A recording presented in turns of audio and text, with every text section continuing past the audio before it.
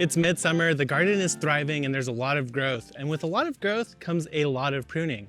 So today, let's talk about how to prune every single thing in the garden that needs to be pruned right now, how I'm doing it, and why I'm doing it. And we're gonna get started with some strawberries in the tower right over there. So here we are at the strawberry tower. Now this is a strawberry tower that I planted out with bare root strawberries earlier in the season and actually made a full video on it. But what you're seeing right here is that I have a couple of dead spots. This is something that happens with strawberries, especially ones that have been transplanted. Sometimes they just don't transplant very well. But there's a good thing and a bad thing that strawberries do that in this case can actually help us. And it's called a runner. So right over here, what you're looking at is a strawberry plant. And from that strawberry plant, you have a runner.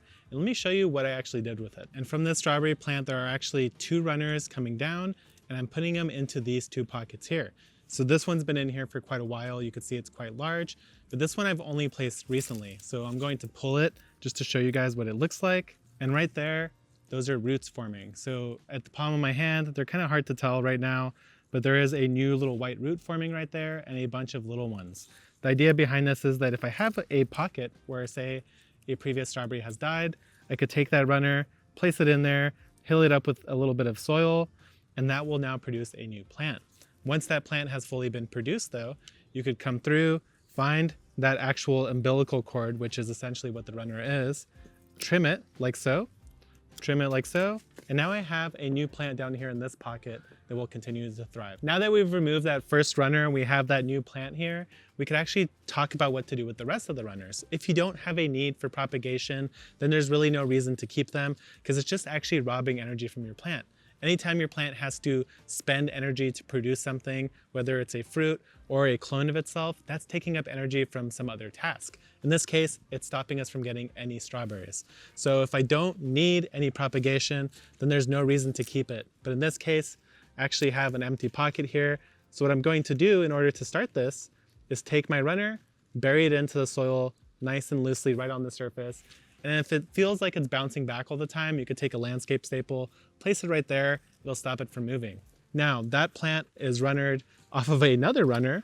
So this plant right here is just pumping out crazy amounts of runners. All of this that I'm holding right now is runners from a single plant. And obviously we don't need them all. So let's go ahead, take our pruners. We're gonna leave that fruit stem and we're gonna cut off all of these runners. All of this is stealing energy from the plant that is now no longer able to actually produce any fruit. But let me show you what else you could do with these strawberry runners in a moment. But before we do that, I want to just talk about everything else pruning related to the strawberries. A lot of people like to remove the flowers for the first couple of months or even the first year to sacrifice the fruit to get more fruit later on. I personally don't bother with that, but what I will bother with is removing any of these dead leaves, and I'll also be removing any suckers that have no destination. So that one's gotta go, those leaves gotta go. And that's pretty much it when it comes to pruning the strawberries. You might want to remove flowers early on to get bigger fruit set overall long term. You're going to want to remove any suckers that you don't need. And if you have any dead or diseased foliage, it's gone. Figured we might as well talk about it even though there isn't much to say. The only pruning I'm doing on peppers is harvesting. When it comes to growing peppers, they're a pretty slow growing plant overall, and I don't really find a need to do any pruning whatsoever, really at any point in time. The only thing I'd really do is maybe remove any of the leaves that are starting to look bad, like they're just dying back, or if they are on the ground, there's really no reason to keep them because they're just gonna get munched on by critters. But yeah, if it looks kind of diseased, if it's dying, if it's wilted, there's no reason to keep it. It's not serving your plant any purpose, but also it probably doesn't really matter in the long run. So for peppers, I honestly don't really do any pruning whatsoever. Now let's talk about tomatoes, and this is kind of a personal preference here. If the fruit is actually starting to have any blush, it's fully formed, then I want to remove any leaves below it because those leaves are old and old leaves tend to get disease first. So by doing this proactively throughout the growing season, instead of waiting for it to be too late, you're actually getting ahead of that disease. Now, the other thing that some people will say don't, is actually remove the dead and diseased foliage. So if your plant has a leaf that looks like this, there's so many different tomato diseases, but basically my preference is to remove them. Some people say that you shouldn't because then if you do, you're leaving an opening wound on the actual tomato plant where new disease can come in. But these tomatoes already have some disease. It's just unavoidable in my coastal climate. So I like to just remove it as it comes. And I try to do it early in the morning so that wound can heal before that kind of late evening humidity and maybe fog comes in. That'll make the disease worse. So that's one reason to remove them and one thing I do. The other thing I will recommend is If you have a branch that's like growing out in a crazy angle, you can't really support it easily, just get rid of it. You don't need it. There's plenty of new suckers forming all the time, so don't get precious about your suckers. Don't get overly obsessed with one way or another. Just go ahead and remove anything that's in your way, you can't support easily, get rid of it. Make your life a little bit easier. There's plenty of growth on a tomato plant. You're not gonna lose much out. So there is one more thing I wanna show you about tomato pruning, and that is when you're growing them in cages or something similar to that. This tomato over here is actually one of the tomatoes I grafted earlier in the season. Honestly, in terms of what my opinion is on the grafting, I don't know, I'm not really sold so far. It hasn't produced a single fruit yet. There's a lot of different factors when it comes to comparing it. Of course, they started really late, so maybe this will be a late season ripper, and that's actually what I'm hoping for. But what I wanted to talk about here is what to do when you have a bushy tomato like this. On the Florida weave, everything kind of gets compressed into a single plane, and it's a lot easier to remove any bushy foliage because you could see it very obviously. When it's growing like this inside of a column, it can be kind of tricky to see inside. And what I'm seeing inside is actually leaves that are essentially getting zero sun because they've been overgrown by this dense foliage above. And so these lower leaves are now getting choked out and they're just dying. When it comes to pruning a tomato, if it's bushy like this, go ahead and remove any of these inner leaves that get zero sun because they're just going to sit there, they're going to fester, they're going to get kind of damp and moldy, and that's where your disease is going to kick in. So make sure that the inside of your tomato plants are cleaned out. But any of these outer leaves, look how green and healthy they are. There's really no reason to remove them at this point, especially since I don't have any fruit to prune against. But anything on the inside, especially if it's starting to turn pale already like this, go ahead and remove it and save yourself the pain later on. Now let's talk about powdery mildew, one of the most annoying diseases that people get in their gardens. It's called powdery mildew because, well, it forms this powdery mildew on the surface of your leaves. You'll see this white coating. It'll have a powdery appearance like 3D above the leaf. This is stuff you want to remove when you see it, because it's just more spores. The more spores you have around, the easier it spreads. So once these leaves start getting it, you really want to get in there and start removing it ASAP. If you don't, it'll spread like wildfire throughout your entire plant. And here's the deal. Powdery mildew is just something that kind of exists in your soil. It's hard to get rid of permanently. It's hard to treat once it's here because essentially it is a fungal infection. So fungal infections are hard to treat after they've already occurred. What you can do is do preventative maintenance, spraying. You could do things like organic copper fungicide, but you have to do it before the disease appears. So right now I'm at the stage where I already have actually a lot of fruit forming on these plants. So I don't really care to do anything too severe to try to beat this back. And instead, all I'm going to be doing right now is pruning any of the leaves that are affected to try to reduce the numbers of mildew that are in this plant. And that's all I'm going to do in terms of powdery mildew prevention. One thing that's interesting here is that all the powdery mildew is over here on the oldest leaves. This is the original stem of the plant, so this is where it first started. And likewise, over here is the other stem of the other plant, where I actually wrapped it in foil for a squash vine borer prevention. So now let me talk about how to prevent the powdery mildew from taking over like this on your plant in the first place. There is one good way of preventing powdery mildew from taking over your plant, in particular for something like a summer squash. So take a look down here. I have a fruit forming, and actually this fruit is definitely ready to be harvested. I'm gonna come down here and snip it off. So there's my harvest. Now what you're going to do next, as soon as you're done collecting your harvest, is come back through with your pruners and remove any leaf behind that squash. So anything that's older than that squash, it needs to get removed. Because again, the theme that you're going to be hearing a lot today is that the older the leaf, the more likely it is to be succumbing to disease. And that is the leaf that you're going to want to remove. So there's the last one right there. Now the only leaves left are actually with or ahead of a currently forming squash, and everything that I just removed was beneath that one that I just harvested.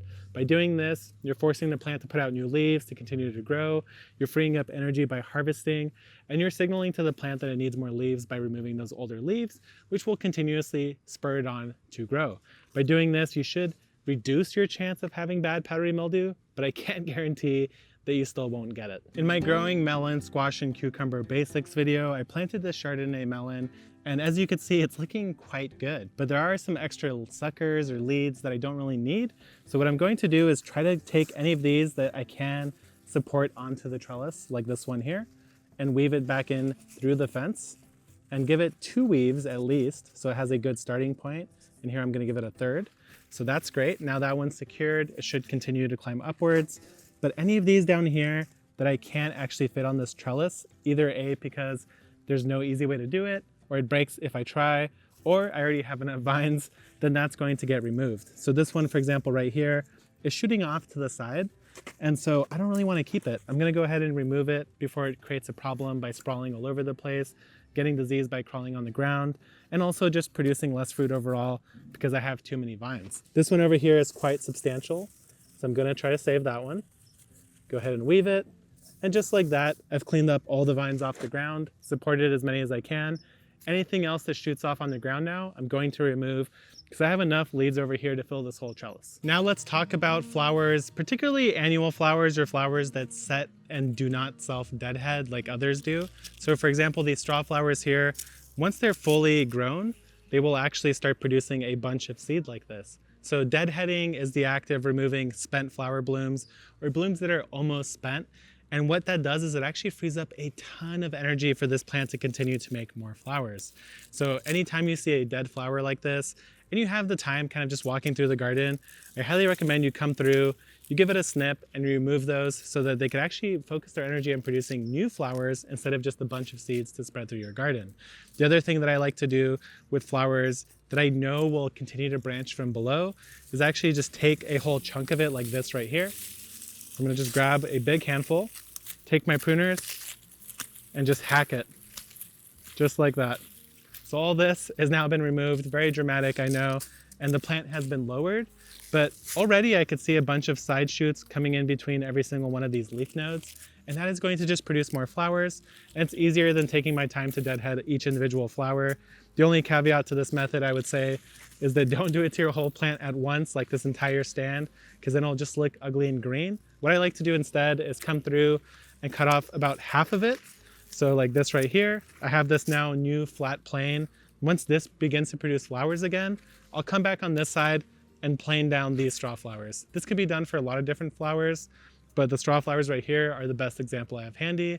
Zinnias can also respond well to deadheading, cosmos, anything that's kind of an annual flower, even a lot of perennial flowers will benefit from some deadheading to free up energy to produce more new blooms. In my video talking about how to harvest everything, I talked about how flowering herbs are underrated, but here's the deal. If you don't like them, that's fine too. Here's what to do. This is one plant over here that I've been maintaining now it's on its second year. And when you have a bunch of thyme flower, you actually end up getting a lot of seed. And for thyme in particular, it's not quite as tasty as the actual leaf itself.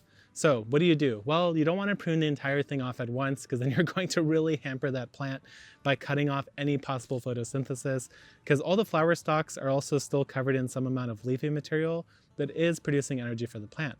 So you want to try to do 1/3 of the plant at most. At this point, this is all fully in foliage and no longer flowering, so I have no real risk of coming in here and just pruning off all of these flowering heads.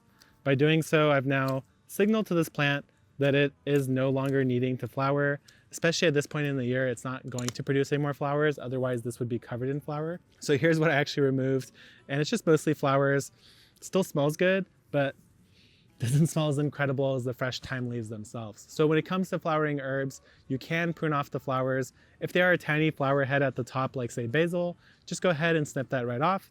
But if it's something like thyme where the flower stalk is essentially the entire plant, then you want to do it in sections to not shock the plant all at once. When it comes to growing basil, this is something you want to actually prune extremely early on. So take a look right here. I have these 3 branches are actually coming out of a node down here at the base where I cut it earlier in the season. By doing that, I'm promoting it to bush out, because every time you snip your basil, it's forming new side shoots, and that's creating a bushier, bigger plant and a bigger harvest overall. So whenever you're harvesting, don't just pick the leaves off, but cut off an actual stem like this, so you could get more of these side shoots to make a bigger, bushier basil plant and a bigger harvest. Another pruning task that varies from region to region is when to actually start cutting back your perennial flowers or perennial plants. In this case, my hollyhock is basically done for the season. It might have 1 or 2 flowers left, but it's not doing anything else except look ugly. So at this point, I'm cutting it back entirely so it could focus its energy on producing a nice, robust flower for next year. And there's no harm, no loss on removing these gigantic stalks like this right now. Hopefully this was helpful for you guys. There was a lot of pruning, a lot of maintenance, and I hope you guys picked up something along the way, but I still have a lot of pruning to do, so I'll catch you guys next time.